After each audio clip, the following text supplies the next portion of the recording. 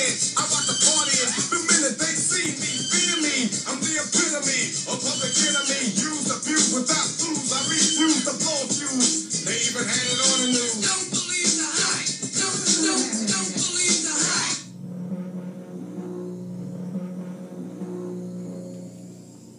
The war on drugs had become part of our popular culture in television programs like Cop.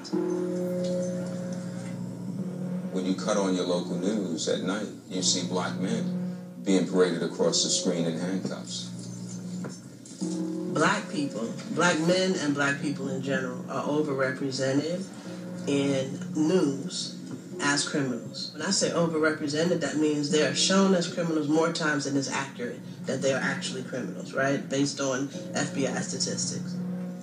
I mean, I'm a big believer in the power of media full of these cliches that basically present mostly black and brown folks who seem like animals in cages, and then someone can turn off the TV thinking it's a good thing for prisons because otherwise those crazy people would be walking on my block. Creating a context where people are afraid, and when you make people afraid, you can always justify putting people in a garbage can. Chances are you could run into a kid waiting to relieve you of your purse or wallet. Every media outlet in the country thinks I'm less than human.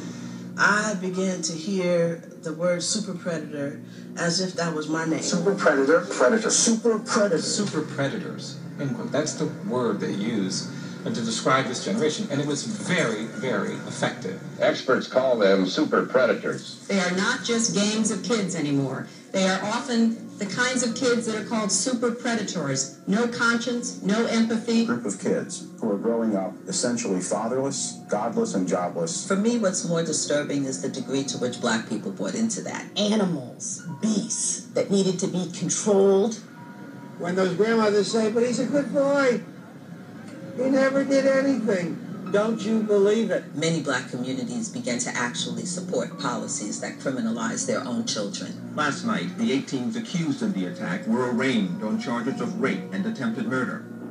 In the Central Park jogger case, they put 5 innocent teens in prison because the public pressure to lock up these quote-unquote animals was so strong. You better believe that I hate the people that took this girl and raped her brutally. You better believe it. Donald Trump wanted to give these kids a death penalty, and he took out a full-page ad to put the pressure on. These children, 4 of them under 18, all went to adult prisons for 6 to 11 years before DNA evidence proved they were all innocent. Innocent. We make them their crime. That's how we introduce them. Well, that's a rapist. That's a murderer. That's a robber. That's a sex offender. That's a burglar. That's a gang leader.